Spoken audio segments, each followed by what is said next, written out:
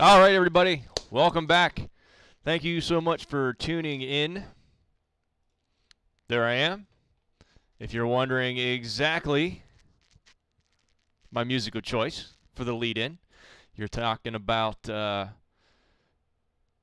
Jen Ledger. If you don't know who this young lady is, she was the, actually I think she still is. She's still the drummer for Skillet. If you ever hear their song Hero, she has those background vocals on there, and she got some pipes. So that's who that is, Jen Ledger. She's come out with a new album, so pretty cool. We got to get some iRacing going, and what we're going to do is we're going to come up with this, wherever iRacing is, get up there. There we go. All right. Hopefully today I'm not going to screw up and inadvertently give you guys a black screen whenever I'm actually driving the car. That was on me. I forgot to switch the sources from the camera and the desktop back to iRacing. Although it really should have. I don't know why it didn't. But I don't know. Hopefully we'll figure it out. Okay. So this is part 3 of the process tutorial series, the setup process, that is. And what we've done so far is part 1, we got all the fundamentals, the foundational aspects of the setup. We got those set. We got the car on track. We got it to a point where we could start focusing on some different particular aspects of the suspension. And part 2, we started getting into dampers. We started getting into exactly why the car, we couldn't get the ride heights down low enough, just with the push rod lengths, or if you do oval track cars, spring perches. They're interchangeable. They're just different ways to control the ride height of the vehicle statically in the garage, and then the springs and the rest of the suspension parts do the rest on track. So we figured that part out, and then we started getting into the nitty-gritty of damper tuning or shock tuning for the oval track guys. And we went over the histogram. We saw exactly what a histogram looks like, what it's used for, how to use it, how to interpret it, and then making adjustments based off of what you see in that. So we got that done, and lo and behold, we had the car pretty much balanced as it was until even before we hit the dampers, and we only had to do 1 or 2 adjustments to the dampers, and we got a lot more performance out of it. So when we left here yesterday, what we were dealing with, and we've been chasing it since the beginning of the setup process, and it's actually a good thing that we've been chasing it, because it allows me to illustrate the process of finding out why the car is behaving in the way that it's behaving, and chase that down through a process of elimination, going from, as I said, the most important fundamental aspects of the setup to some more fine-tuning aspects of it. So right now, what we're going to do is we're going to come back into the garage, and one of the things that we said yesterday, right towards the end, was the car felt really solid in the first 2 or 3 laps. And then after that, the car started to get a little unstable. And what I wanted to make sure of was that we hadn't gone too high on the initial cold tire pressures, because the tires are going to grow in size due to an air pressure increase, because heat makes the air expand, and even nitrogen. Nitrogen is still going to expand. It's not as dramatic as regular air, but it still will grow. So what we're looking at here is we're looking at the default weather for iRacing, and what that does here at Daytona, the road course, it equates to 102 degree track temperature, which is honestly about a nice day. It is a nice day at the track whenever you have track temps around 100 degrees. I know some of the last races that we had at Norway Speedway, where I race, we were talking 115, 120, and we're all the way up here in the north. So it's hard to imagine some of the southern tracks and how hot the tracks get. So what we're going to start off with right off the bat is we're going to take these down to 23. And then we're going to go and see what we do with the chassis. And, yep, too low. So when we get into the tire tutorial that I'm going to have planned here as soon as I talk with some iRacing staff and nail down some details of exactly some of the things that I want to talk about on how iRacing models tires, and I want to make sure that I'm on the right page and I'm conveying to the audience accurate information.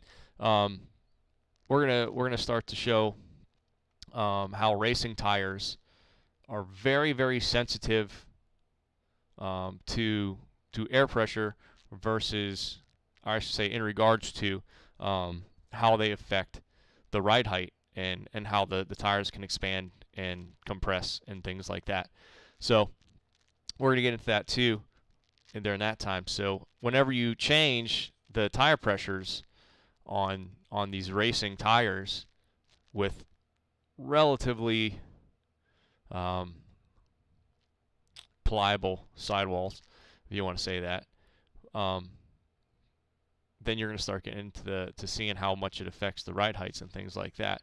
Now, oval track tires may be a little more sensitive than road course tires, so you may not see a lot, but you're going to see some differences in ride heights as you change tire pressures. So luckily, we changed the tire pressure, so that'll probably get us even a little bit lower to the track, which should help out a little bit. And so that was the first thing that we wanted to do. And then the second thing that we really wanted to do, and I'm gonna go out and do some baseline runs, probably just maybe like a 3 or 4 lap run just to get a baseline for the session sector times, so we can compare any improvements or anything that we do to the car that makes it worse, so we can compare lap times and sector times and things and see if we're going in the right direction or if we're going in a bad direction or whatnot. So we will start off with this rear aerodynamics, the rear aero on the car, as low as possible. And if you remember real quick as a recap from yesterday and from other tutorials that I've done, is on a road course such as this, Daytona, with really long straightaways and things like that, you really want to start off with the lowest amount of downforce possible, because the more you increase downforce, the more stuff you pop on a car, like in this case front dive planes or any other gizmos that you can attach to a car, like wickers and different things like that, end plates and et cetera, depending on what car you happen to be dealing with. It creates drag. So anything that you can do to get the most performance out of the car and find the balance between a good amount of aerodynamic downforce being added to the car and an acceptable amount of drag being added to the car, which still can give you some good lap times, then you're good. And where does that balance come in? For example, on this road course here, and another great one is Gilles Villeneuve. All the French Canadians probably just cringed at my pronunciation of that track, but Montreal, they probably just cringed again. Those places with long straightaways, very minimal medium speed corners, and a lot of low speed corners, which really you're not going to get a lot of aerodynamics out of the car, aerodynamic downforce generated from those speeds anyway. You want to make sure that you don't just dial in massive amounts of downforce just for the sake of more downforce equals more grip equals faster, because that's not how it's going to work. because you're gonna get swamped on the straightaways, and you're definitely gonna get swamped here at Daytona. And say like Le Mans, you'll get swamped again because they have massive long straightaways. But at a normal average road course, you know, like Suzuka or Motegi, or heck, even Spa, those are some of my favorite tracks. You're going to have to find the balance between the amount, a good amount of aerodynamic downforce for the medium speed sectors of the circuit, and the long straightaways. So it's a little bit of trial and error, and like I said, I take a long time to explain these things, but in reality, it really doesn't take all that long, especially when you start to understand how the aerodynamics work and how you can dial in, how you can find the proper relationship between the center of gravity, like we've talked about yesterday, and then on Monday, and the center of pressure. So when you find the optimum distance between those 2 points, you can dial in downforce, and you can maintain that relationship and just simply add more downforce. So you don't really change the aerodynamic handling of the car. You're just dialing in a little more grip. So we're going to start off with this, and then we're going to go take care of a couple laps like that. And then we're going to go and try and dial out some of the instability of the car on turn-in with rear downforce. And the reason that we're going to do that is because instability under braking has to do a lot with the differential. We've been dialing in more rear diff, and it really hasn't made that much of an impact on the stability. The car still wants to be unstable on corner entry, and we've come to the caster settings, and we've started bringing those down. Less of a positive number here, less of a positive angle, and that also helps dial out some instability. And then the third thing that we did is we started adding a little bit of toe in. You don't want to go too crazy, because like we talked about in the first episode of this, in the first part, you don't want to do too much with toe, because when you start taking the tires and directing them either inward towards the center line of the car or outward away from the center line of the car, and away from being perpendicular, or parallel, I should say, to the direction of travel of the car, you start dialing in rolling drag. So you don't want to go too crazy with the toe either. So you want to dial in a little bit, minus 1/16 in this car. Also remember, as I said, on these road cars where there's only one setting for toe versus down here on each individual tire, that's not a 1/16 of an inch. That somehow got dialed out from yesterday. It's not 1/16 of an inch per tire or per wheel. It's 1/16 of an inch total divided by 2. So it's actually 1/32 on the left front, 1/32 on the right front. So awesome. So that's about as much as we could do. And you could even get a little more instability because of a low contact patch due to very, very high cambers. And we've dialed out about as much camber as I think is an acceptable starting point. 1 degree is virtually nothing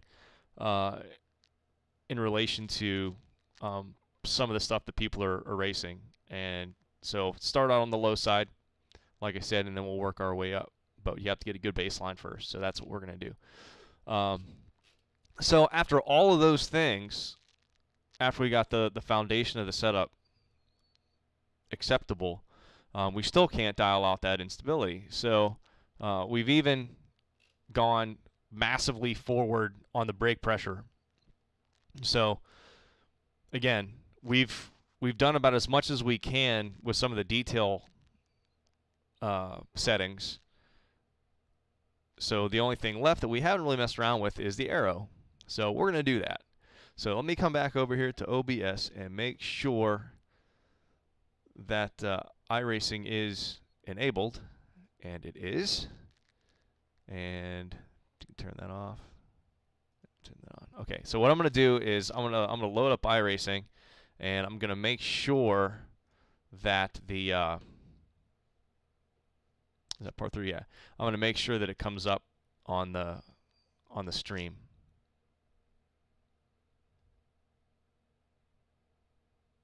So far it hasn't. Dang it. I wonder why it's doing that.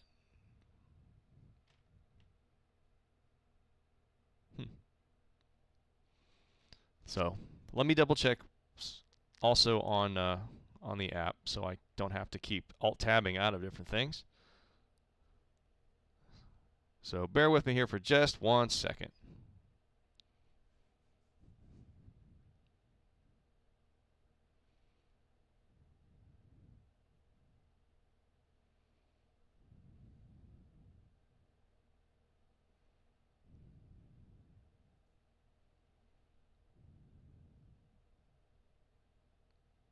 Okay.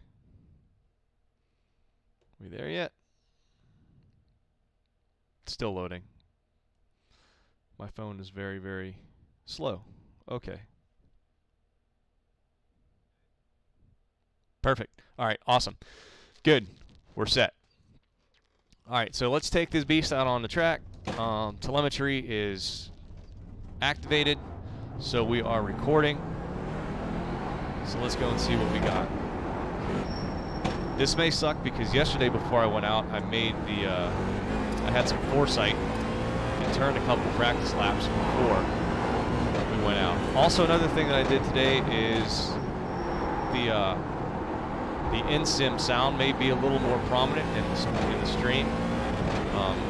Had a couple of folks mention to me that they really couldn't hear the car, so after this, after we're done with the stream today, I'll go back and make sure that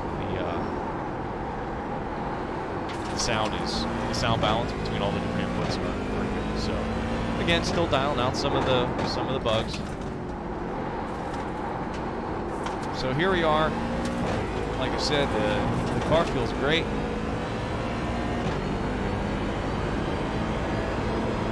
On the initial outlap and the first few laps of the run. So hopefully, dialing the air pressure back to 23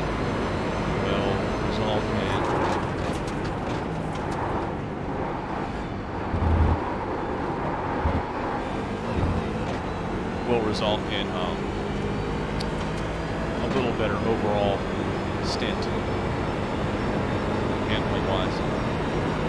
And when you get down to the fine tuning of the air pressure, I highly suggest not setting the car up for a short run, setting it up for the long run.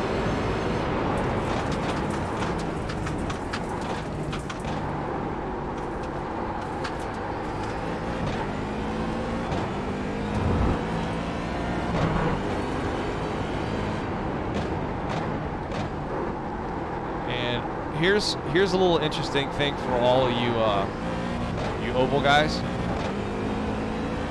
The air pressure that you set for the car in the initial setup, you should do for the long run.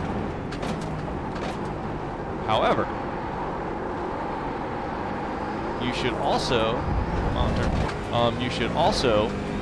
understand that, you know, if you're going to be on a short run, say like you have 10 laps to go in a race and inevitably someone wrecks, and you have a restart with 10 to go, and you guys are going to pit. Say like you come off of a long green flag run and somebody wrecks, there's like 10 or 15 to go. Go into the, on your next pit stop, when you go in, increase your tire pressures by a good pound. Don't go anything crazy, but just add another pound to the tire pressures. And what that's going to do is that's going to get your tires up to the optimal hot tire pressure faster, and you'll start off with a more optimal car for that short run speed.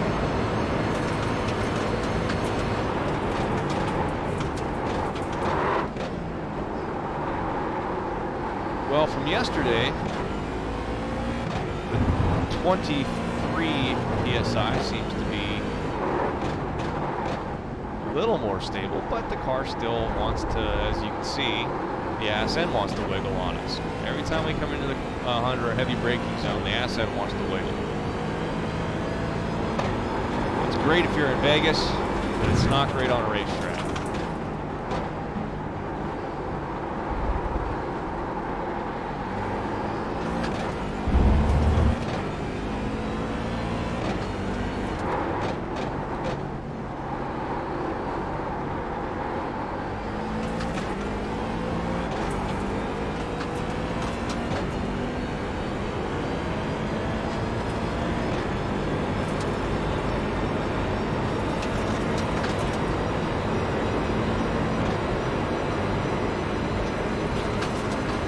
So when we start dialing in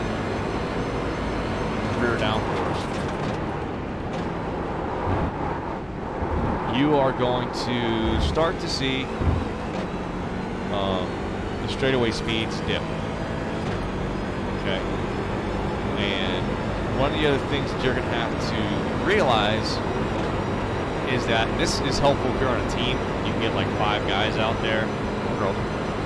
As I said, don't get mad at me if I say guys. I mean everybody. Gender specific. Don't give me any freaking hate mail because I'm not going to fall for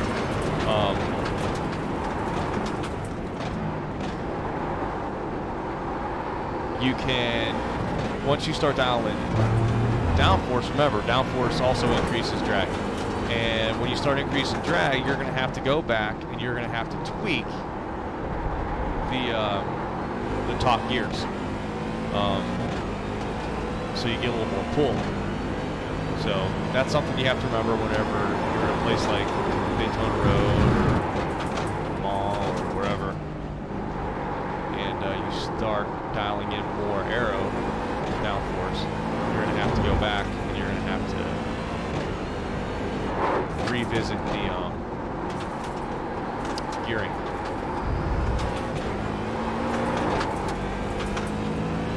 Quickens. And that rear end braking loose, that's also a product of not a lot of rear downforce on the car.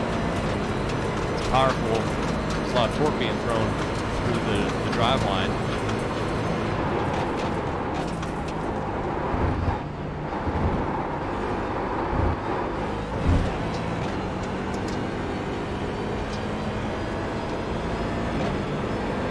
So this will be the final lap.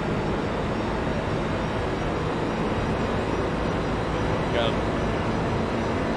the feel back for me as the driver in the car. Got warmed up here, returned a couple good solid laps, so that's a good place to park it. All right. Boop, pick that out. I want to see what happens with the stream whenever I pop out of here. Come on. Let's see where it goes.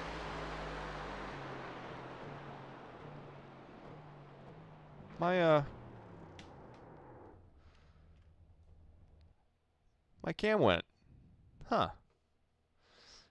It may just be because it's down. Oh, I know, that's why. There, boom. Hey, what's up, folks? I'm back. Stuff got rearranged on the list of the sources. So, hey, what up? Okay, so I'm back on the scene here. All right, so I'm gonna pop that down because I don't need it, and we're gonna open up Motec.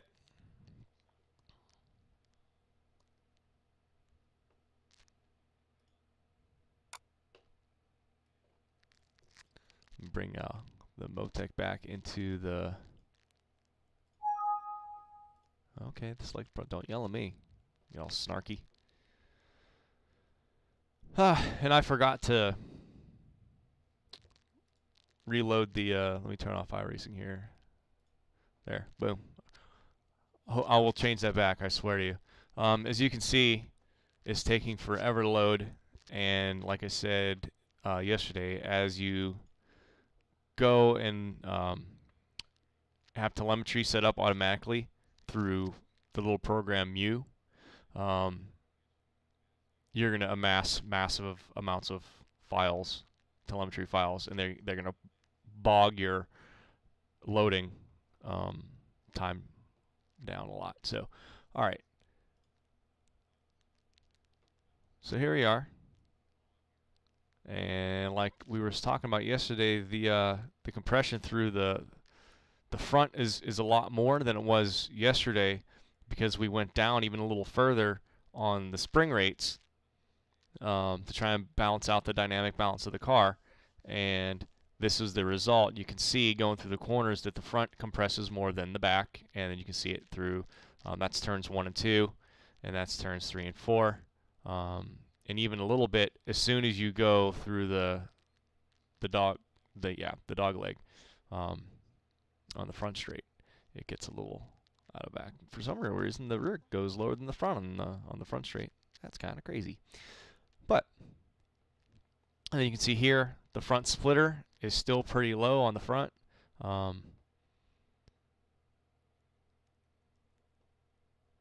And you can disregard that red line that's below the 0 mark, which is the surface of the track. For some reason, it's not an accurate representation of where the right side of the splitter is. I use this to determine how flat the splitter is to the track. You know, perpendicular. If this is the track, how it is. You don't want it like that. You don't want it like that. But this particular portion of my Motec project came from NASCAR stuff, where all the background sources that I use, background of the channels that I use the telemetry output from iRacing to calculate the left and right side of the splitter, is fine on a NASCAR, but it is not fine on this. So I should probably just take those out. Matter of fact, I can do that now. Remove. Okay, there we go. So that's what we got going on there. So right now we know that because on the straights, or I should say through the corners, the car isn't sitting flat, and there's more rake in there than we need. The back of the car is higher than the front. We're generating more drag. So what we're going to do is we're not going to go too crazy, because we're going to start increasing the aerodynamic downforce by increasing some of the rear aero stuff on the car. So what we are going to do is we are going to look at phone died. My phone just died. What we are going to do is we're going to look at this downforce to drag number. Okay, what this is a ratio that the car is producing this amount of downforce for every unit of drag. If you watch, I don't watch a lot of like DP stuff. I don't watch a lot of GT3 as much as I want to. It's just really not that available here in the States.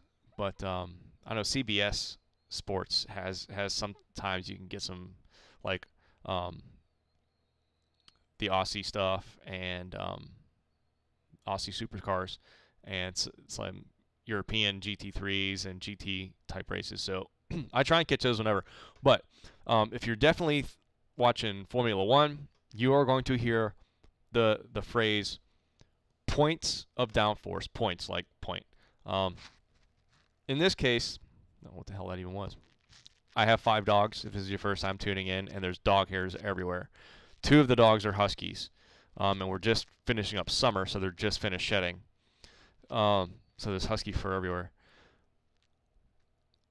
It's an easy way to quantify downforce and they just say points of downforce. So what you want is to maximize this number. You want this number on the front to be as high as possible versus the colon, which in this case is 2 because it's a ratio, downforce to drag.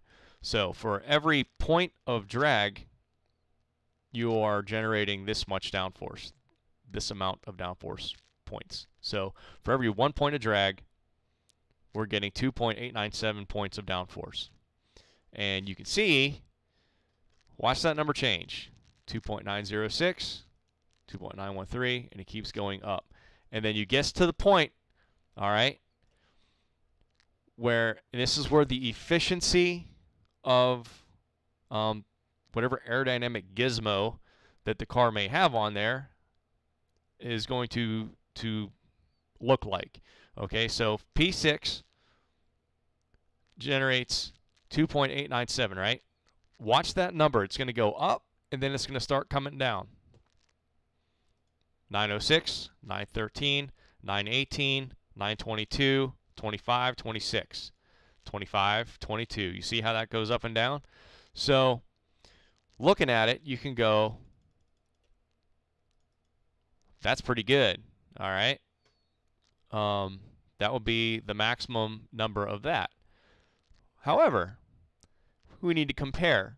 Okay, so P13 and 9 degrees of rear spoiler equates to 2.926. All right, so you can go back down to this and say, all right, is it just more efficient to do this? Nope. Okay, so you can see that the rear wing setting is more efficient of a change than changing the whole angle of the rear spoiler. Okay, so we don't want to dial that in too much. So we know that right now in Motec, if we go and take a look, we look at the dynamic weight of the car, we are, and this one doesn't actually have the thing that I usually use to determine the balance, but we can ballpark it. So it looks like the rear has a little bit less than the front, so the front has more downforce than the back. So we can go back and we can look at this, and we can start dialing in more rear wing settings. So let's just go to the maximum, to where it's most efficient. So we're going to generate a lot of downforce, and you can see the aerodynamic center, also known as the center of pressure, move backwards. The more you dial aerodynamic downforce in the back, the more that center of pressure moves to the rear. I just call it the aerodynamic center. The aerodynamic center will start moving to the back. So there you go. You start out at 42.09, and you can go all the way back to 37.04. So that moves at a pretty considerable amount. So there you go. Just trying to go between these two. And here's a little ditty, not about Jack and Diane. Okay, so 38.83%. So you have a lot more rear downforce than you do the front. And you can go a little more, 32, 37. So all the way back to that. So my window that I would want to operate in is between P14 and P11. So between P11 and P14. Now, why do I say a window? Because it's the little window in here where I get the most downforce to drag, that really good ratio, and I can manipulate the center of pressure back and forth. So at P11, I get 38.83% of the downforce being generated on the front axle. And if I go a little more, I keep wanting to press the wrong button. If I keep going a little more, you can see how it's less and less up to P14. So from 38.83 down to 37.42. So I don't know, what's that, about 1.5%. But I want to keep as much on the front as possible. So we're going to start out at P11. So we're going to go and we're going to go mess around with this, and we're going to see exactly how that works. So reestablish the iRacing, come back in here, go back to full screen. Nectar of the Gods.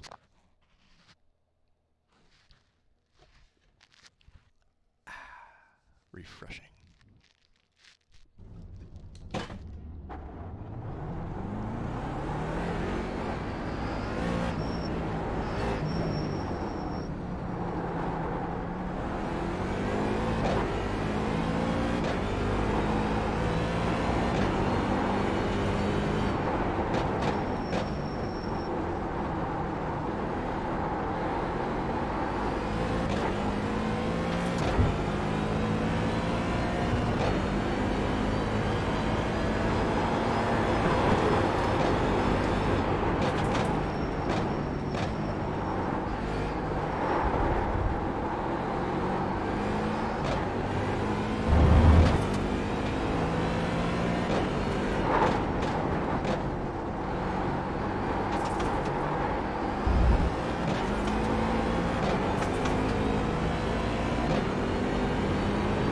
Okay. So, as you can see through the infield sector, we're gained a lot of time. But down the straightaway, as you can see, we're losing a lot of time. But through the bus stop, we start gaining time back. Because we can go through there a lot faster because we have a lot more downforce on the car being generated. And then we come back onto the fast portion of the track, and we're in the rhythm. So as you can see, there's a balance there. The easiest way to figure out if your balance is good or not is if your overall lap times improve. Okay, that's the first and easiest way. Here's a real test.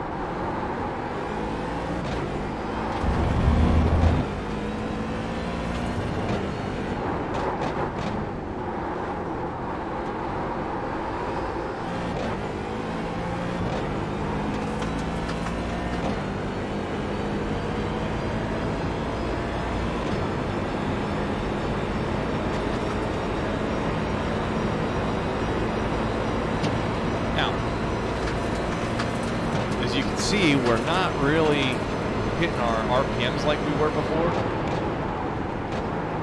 Not really hitting my braking points like I was before because I keep going on top. But thankfully, see how you know the car's more stable because I blew my braking point, and it's actually the braking point that I've been using up until now.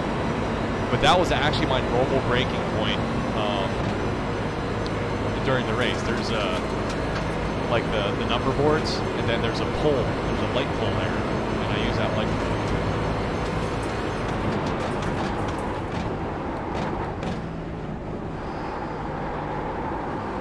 And I'm slow through that corner because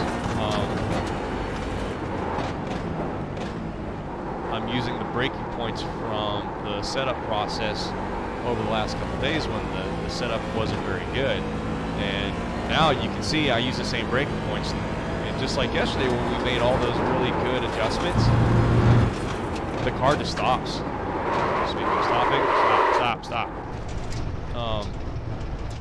So again, if this is your first time tuning in, you're going to realize really quick that I cannot talk and drive at the same time. So when I go off track, it isn't because I suck, it's because I can't multitask.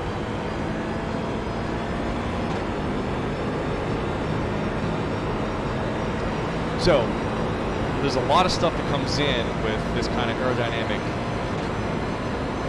adjustments and stuff like that. See, there's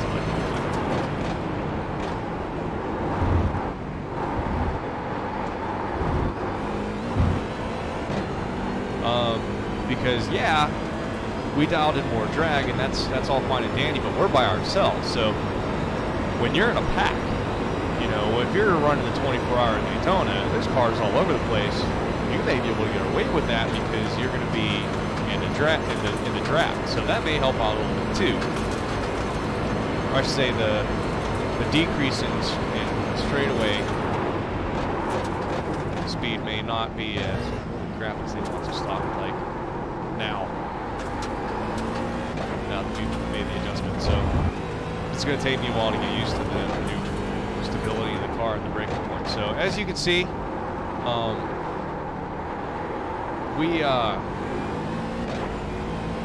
we got the car to the point now where it's actually a lot of fun to drive. It's not trying to hit me. There's a little bit of understeer still.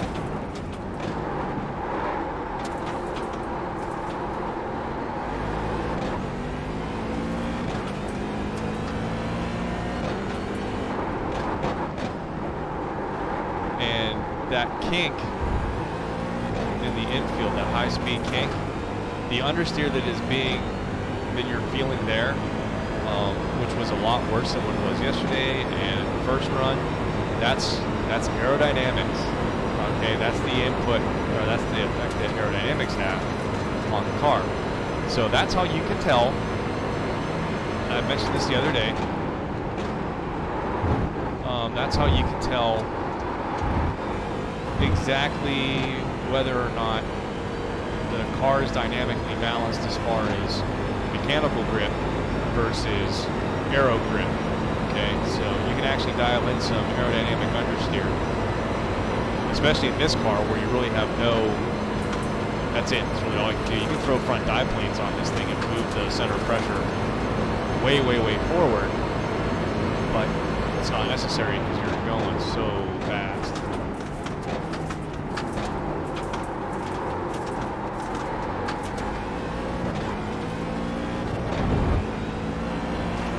So my times suck, but that's because I'm talking.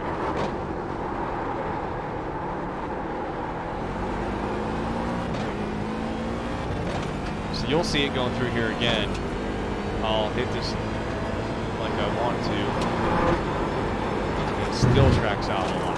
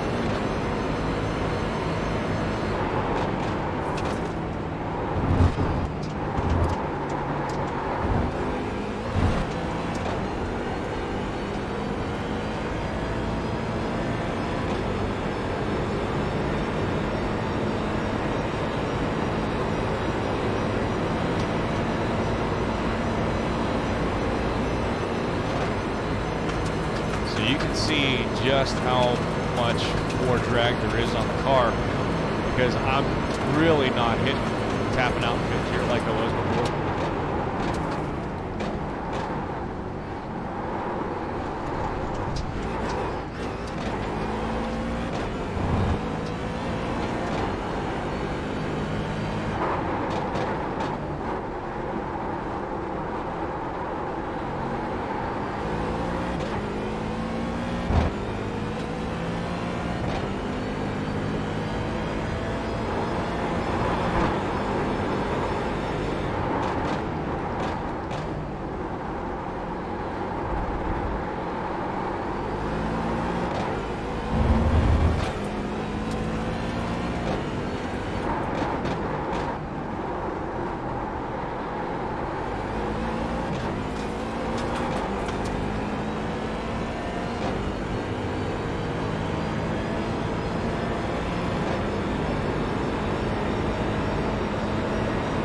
good exit that time, so hopefully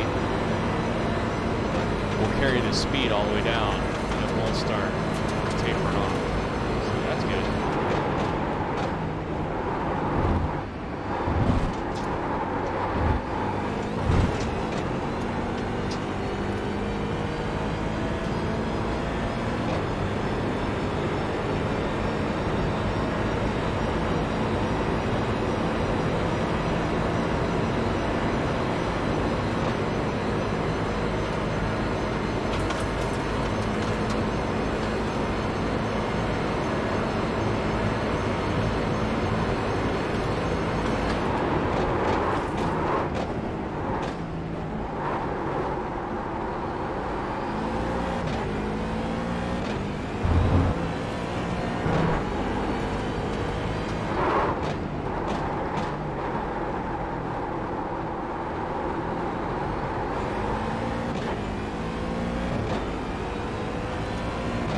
Still got a little bit of lockup on the tires. But remember, we still have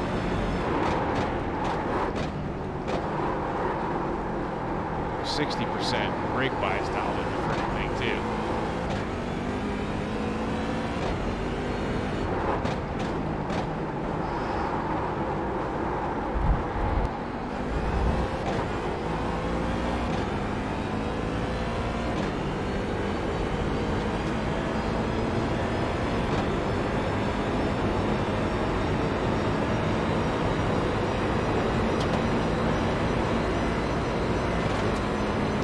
We're going to do one more lap just to see how the brake bias adjustment works.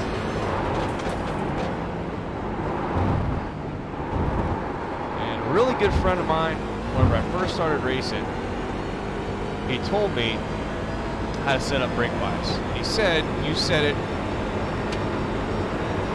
pretty far forward to start. And then you start taking more and more and more out. And you start dialing in more rear bias until the car wants to spin out on entry, and then you can put a couple more clicks back into the front.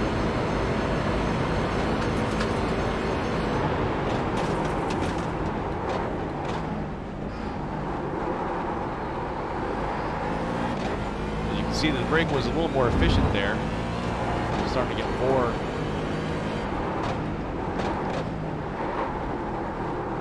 work out of the back brakes, and when the braking is balanced and more efficient, you actually be a little more aggressive on the brakes because you get more stopping power.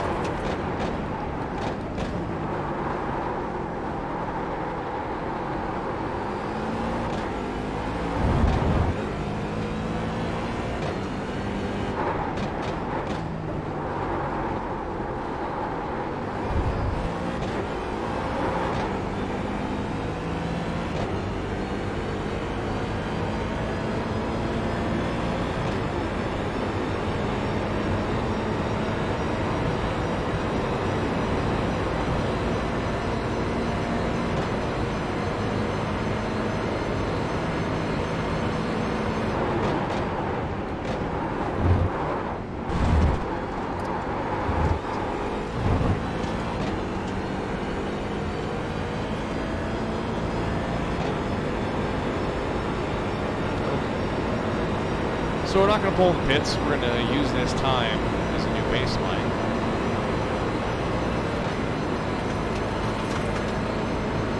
We're going to go back into telemetry, and one of the first things I want to look at is ride heights again. I want to see exactly how much more rear, how lower we got the back end of the car because we dialed in more rear downforce. So let's go take a look at that. How about iRacing? We're going to go and pop up Motec and get rid of iRacing. Go away. Okay. So let's look at, pull up the suspension positions right quick. Wait to 30 seconds for this to load in.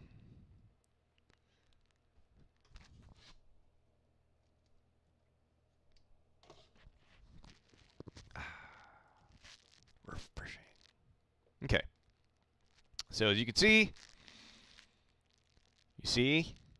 It's a lot less than it was before. Watch these lines right here. Boom. See how wider they are? Boom. And now they're a little more together, and especially going through the dog leg up front on the front straight. Okay, cool. So I'm going to pop in here. Wait, go back to chassis. We're going to drop the ride heights down again. Just a tad. We don't need a lot more. We're going to save all this as V3. And now we going to look at the drivetrain again. Let's see how the differential's working. And the reason why we're revisiting the differential is because, remember, the rear differential is we're trying to tune it so it locks the rear axles, the left axle, the right axle, and thus the left rear wheel and the right rear wheel. It will lock them together at the proper time and allow them to roll freely of each other at separate times. And that all has to do, that is all dependent upon the grip of the tire that the tire has with the track. So when you don't have any downforce dialed in on the rear of the car, you're going to have X amount of grip between the tires and the track. And then whenever you go back and then you dial in more rear downforce, you're going to increase that the grip at the tires. So that's going to mean that they're going to have a different amount of torque on them, which in turn has different effects on the rear differential. So, okay, so let's look at this right quick. So we are good on the entry preload. I'm very happy with that. We still have a lot of exit preload that, or I should say exit coast angle issues, or I should say drive angle issues, and then the bottom is the coast side. So we have a little bit on the bottom and a little more on the top. So, but the car also feels pretty comfortable. And remember, if you weren't here, I said this before, is normally we'll go around the track on we'll go into a testing session and set the track up as cold as possible with overcast skies, and we will drive around the track at like 45 miles an hour, and going around the corners, before we go out, we take away as much damping or locking force as we possibly can in the rear. We take away all the preload. We put the minimal amount of clutch discs in there as we can, and we just slam the coast angle and the drive angle settings to their limits of the least amount of locking force. So we allow the tires to rotate as freely as they possibly can. So we know going around a certain corner that this is the normal difference in the tires, tire speeds in the back. So whenever you start getting into a hot day and racing conditions and different things like that, you have a more accurate depiction of what the differential is doing, because we set the sensitivity of the amount of difference percentage-wise between the right and the left side tire speeds. We set the limit of what's acceptable, what isn't. So what is good, and then what is going to throw these flags up here telling us that the diff is not behaving how we want it to behave. And we didn't do that. I forgot. So we're going to tune the diff mostly off of this, but I'm also going to just do a little bit by feel. And by feel, it feels pretty darn good. So there is that. So again, let's go back and let's look at the suspension, and let's look and see what that downforce adjustment, which was major, did to the shocks or the dampers. And what we can see right here is we can see the front tires still have a little too much time being spent in rebound or extension, and not a lot in compression or bump. And then the rears look very, very good, or the left rear does. The right rear looks like it is spending more time in compression than it is in rebound during transitional maneuvers. Real quick recap, because I explained this last tutorial, part 2, which was yesterday, that everything you see here in the gray, well, first of all, these measure the amount of time spent the dampers are spending in either compression or extension, and also not only how much time it spends in each direction, but how much time it spends in each direction at different velocities. How fast the shock is being compressed or extended. So anything in the gray is a relatively slow extension or compression, and that's usually due to transitional maneuvers like turning, braking, acceleration. And then the high side of all this outside in the white has to do with bumps and very, very high velocities of the dampers. So that's what these each one of these boxes is denoting. So we can go back and we can take a look at how this stuff works. And the more that you deal with shock histograms and shock tuning, the more my understanding evolves. And it's not just you want these two numbers to be similar, but you have to understand how the shocks or dampers work in conjunction with one another. If you're decelerating in a straight line, if you're getting on brake in the straight line, well, the front is compressing and the rear is coming up. That's natural. So you want to see these two numbers be relatively close. And then it's the exact same thing under acceleration. The rear of the car compresses and the front wants to lift up. So these two numbers are important to have matched. And I'm driving to a point here.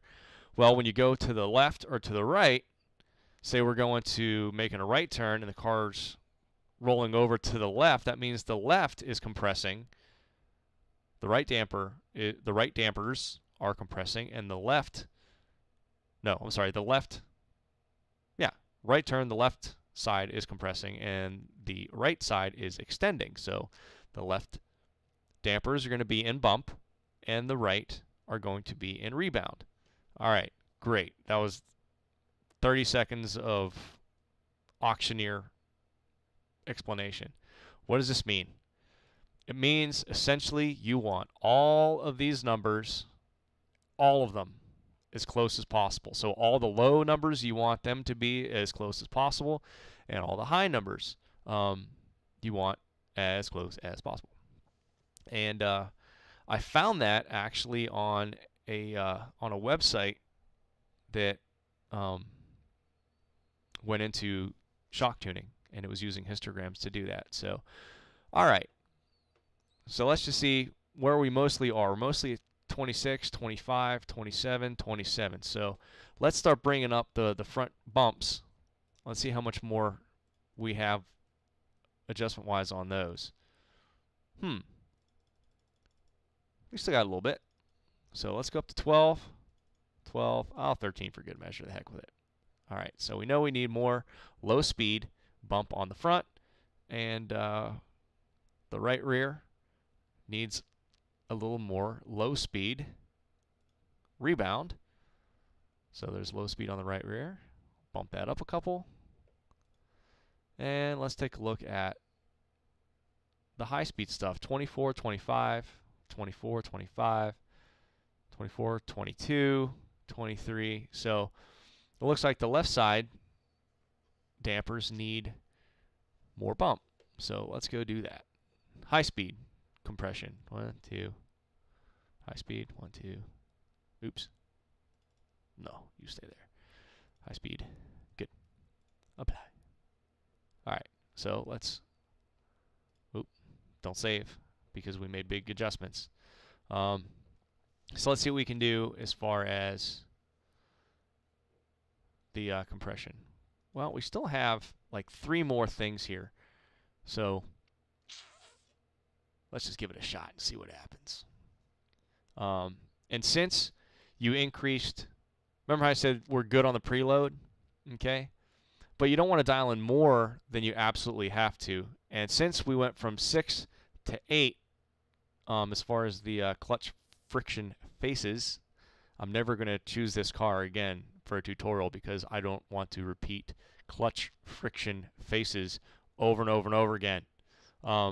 Clutch plates, divide that number by 2, and that's how many clutch plates are in the vehicle, or in the def. So we'll multiply the amount of preload force, the amount of locking force by increasing the amount of clutch plates. So since we know 40 is good, but we've multiplied the force of the preload, let's go down 1 and see what happens. Because 40 at 6 is not the same amount of preload as 40 at 8 clutch friction faces. So let's bump that down, 35. Okay, so we can go out and see what that does. And we know on the drive side, we were unlocking a lot.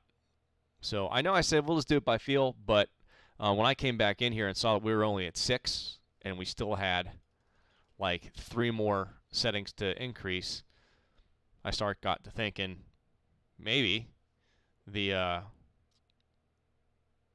we haven't really gotten fundamentally in the right ballpark. So we're probably in the right ballpark now. We were in the right town before. Now we're in the right ballpark. And if we would have done the testing, the low-speed testing, with all of this dialed out, then we would be in the right row of the right ballpark. So let's just try that. So cool. All right, let's hop back into iRacing here. And I'm going to go full screen. So it takes me a second to go from windowed mode to full screen. So give me just a second. And while that's happening, cheers.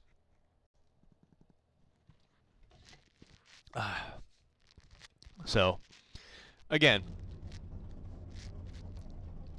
and I went into detail of my philosophy and what my intentions of this channel is as far as iRacing setup tutorials goes, and the audience that it is geared towards, no pun intended. I want people to understand that setting a car up isn't as time-consuming and arduous as a lot of people make it out to be. It isn't.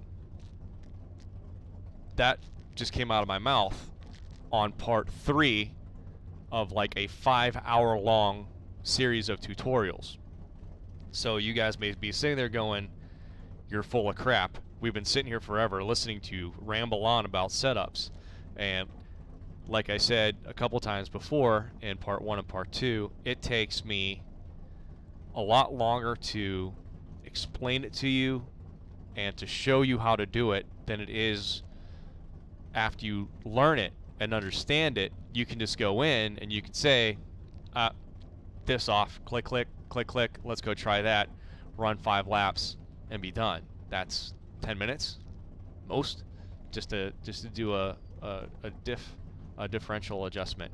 So don't let the length of these tutorials scare you, okay? Because the setup process is not as long as these tutorials are. So it's about 4:30 here, and the fiance should be coming home. So we may have to go to part 4 of this, because I'm off tomorrow, and she's going to be at work. So I can sit on here all day, race them a little heart's content.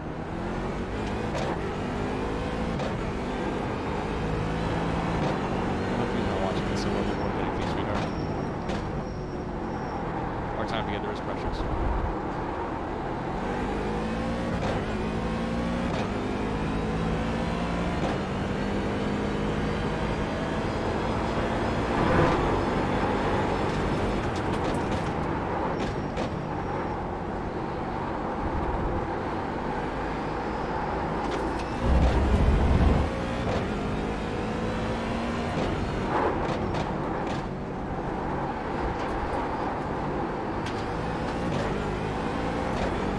Okay, so I still think I'm getting a little bit of front lockup. So while I'm out here on, I actually said, hey, not that I set up my steering wheel. I have a Formula style steering wheel.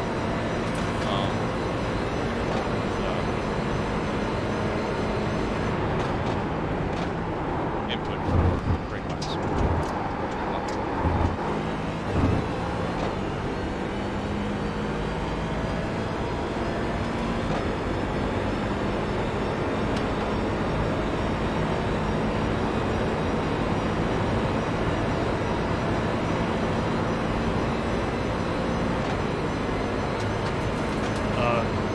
Okay, so we're just dogging 5th gear. Even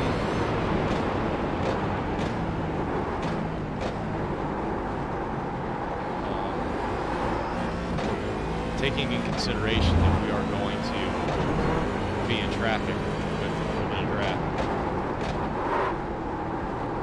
and that rear brake bias held down a lot. As you can see,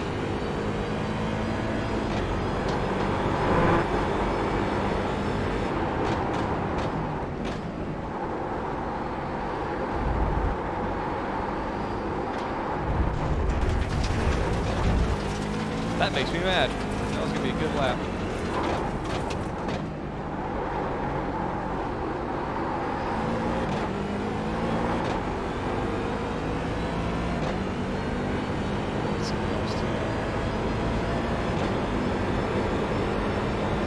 Not set up the in-race ARB adjustment. So, all right, we're gonna be going to part 4 mañana. So, right now, I am massively happy with how this process has gone. The car really does feel awesome. It feels great. Our optimal time is down to 1:42.0. And that's like that's around 2.5 seconds that we shaved off. And we haven't even gotten the setup to the point where we're going to start getting used to it. You know, like you adjust your setup to where it performs the best. Then you go in and then you start practicing with it so you can adapt yourself to the setup, and you're going to squeeze probably another second out of it, you know? I mean, even as I'm getting used to this right now after a lap, you know, I'm half a second to the good.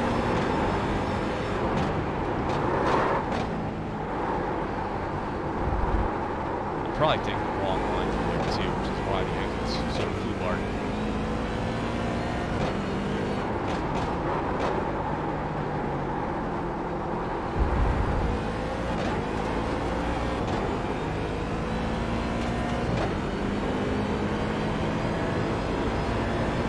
Nothing more frustrating to me. Nothing more frustrating to me than to hit the limiter going through the gears. Just murders, absolutely murders your straightaway speed.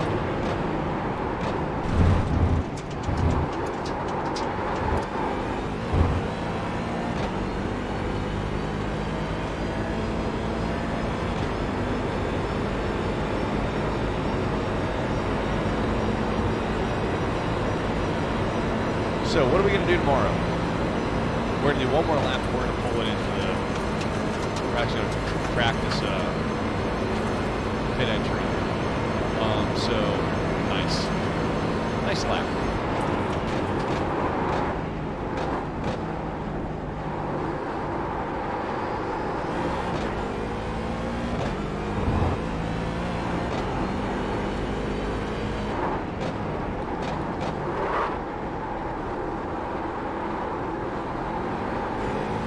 So what are we going to do tomorrow? All right.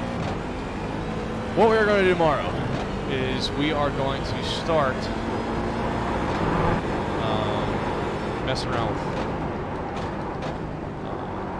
camber. We're going to start trying to experiment with camber a little bit, and then we're going to start messing around with the ARBs.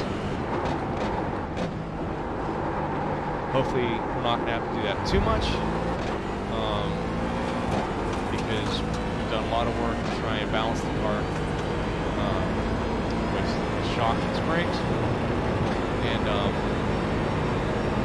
so we shouldn't have to go too crazy with the ARBs. And remember, I don't like going too crazy with the ARBs because then you lose adjustability in race, especially in cars that have the ability to change the ARBs under race conditions. So that's what we're going to do tomorrow. So tomorrow should be a short episode.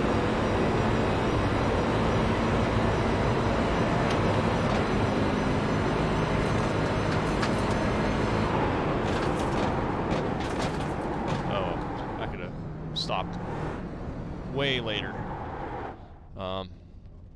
So cool. That's how you know.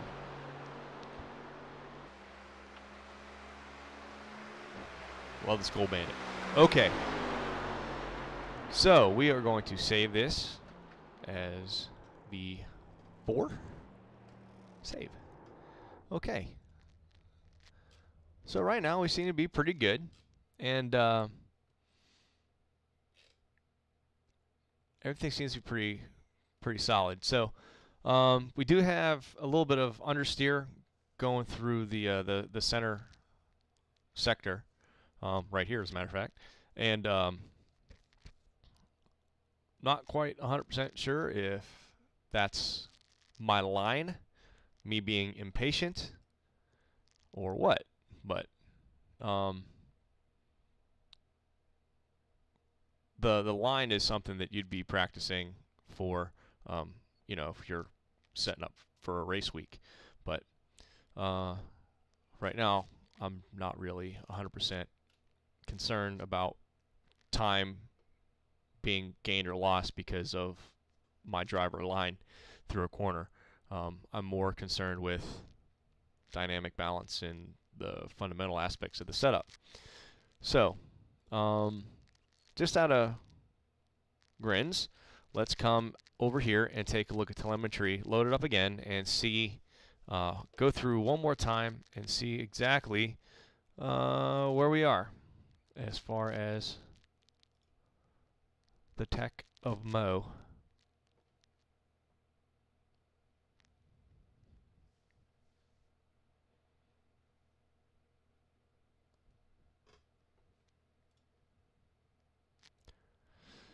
So as you can see, our fastest lap, the rear is still a little high, so let's go and change that right now. 2 clicks, apply, save, and we'll just keep that as version 4. Alright, let's look at the suspension histogram. So we actually see that we've made this one a little balanced there, a little unbalanced there. Looks like we have a little too much rebound up front.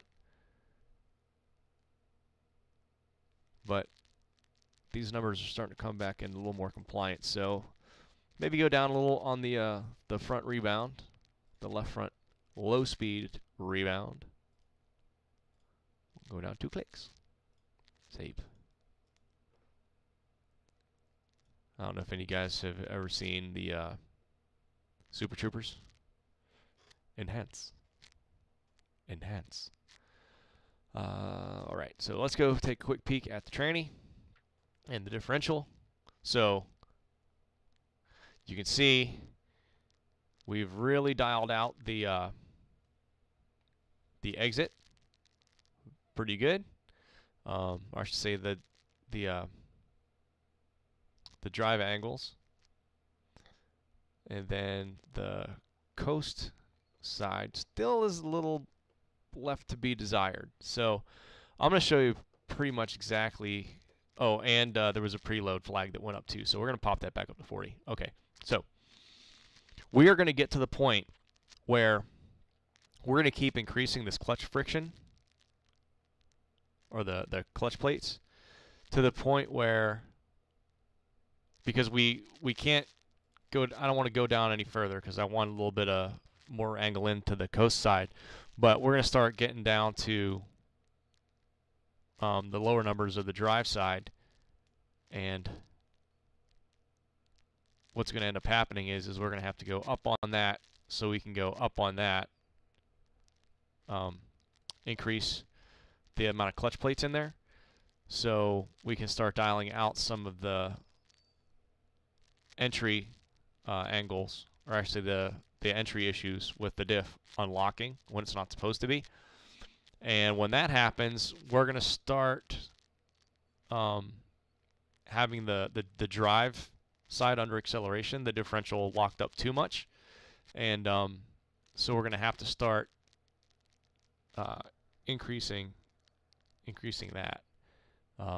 So we'll see. It's a balancing act, so we'll get to that too. So modified. Oh, and mess around with this gear a little bit. Boom. All right, cool. Save. Version 4. Done. Okay. So that was about, I want to say about an hour or so of a part 3 of the tutorial. We're getting into some of the details. Like I said, quick recap for tomorrow.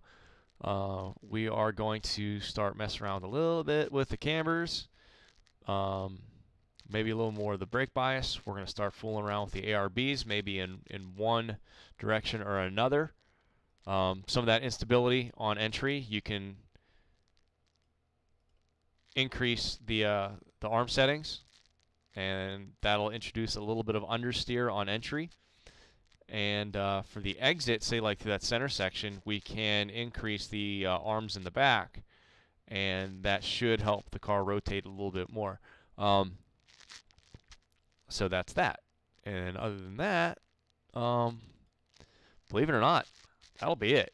And then you're just going to go practice with the car. Like I said, if it was race week, you'd have the setup dialed in to the point where I'm going to go out and try and compete and push the car more with other drivers on the track, because the handling is going to change a little bit, you know, when you start putting in understeer, like from a little bit of an aero push, and your aerodynamic efficiency goes away from all the dirty air because of all the other cars on the track. So it's going to change a little bit whenever you start getting into race conditions.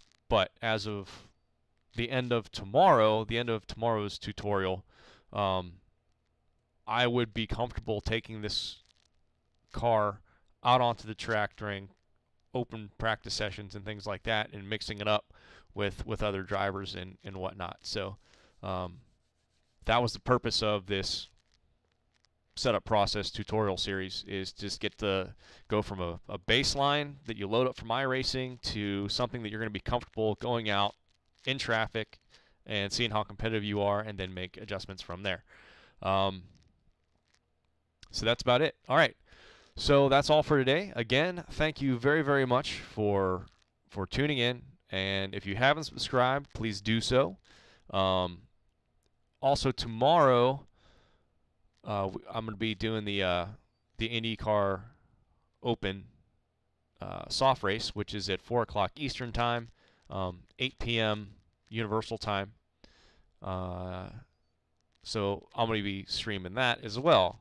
Last week we did pretty good at Sonoma, which is my least favorite track, and started about 14th, middle of the pack, ended up P8. Not bad. It was a single split. There was like 25 or 27 cars in the field, and I was in there with some exceptionally fast people, so I was pretty happy with the P8. So that's also on tap for tomorrow. And then we're going to start. I'm going to start making some emails to some of the iRacing staff and ask them for a little bit of particulars on some of the other tutorials that I have planned coming up, and hopefully they're going to be very cooperative. They usually are, and we'll get some very specific tutorials about aspects of the vehicle like tires and ARBs and all this other kind of stuff, and we'll get to that. And I probably lost like 90% of the oval track guys because of this. This has to do with road racing a lot, and the reason I use road racing is because all the physics and the vehicle dynamics do translate between oval and road, but it's a lot more in depth on the road side than it is on the driver side or on the oval side. So that's why I kind of started with this. But at any rate, I'm going to do NASCAR stuff. Okay, I'm going to start out in the Gen 6, and we're going to go from there. And if you can do the Gen 6, you can do anything else. So that's going to be on the agenda too. So a little bit of teaser there. So all right, I'm going to sign off for now. Again, thank you for watching. Thank you for tuning in. Any suggestions, any comments, any constructive criticism, I will appreciate. If you have unconstructive criticism, or if you just want to complain about something, I'm going to ignore you. So that's about it for today. All right. So everybody, again, subscribe if you haven't. Thank you for tuning in. Everybody have a great, great day. Have a great weekend coming up. My weekend started today, so my weekend is Fridays and Saturdays. So everybody, have a great day. Have fun racing, and I'll see you guys out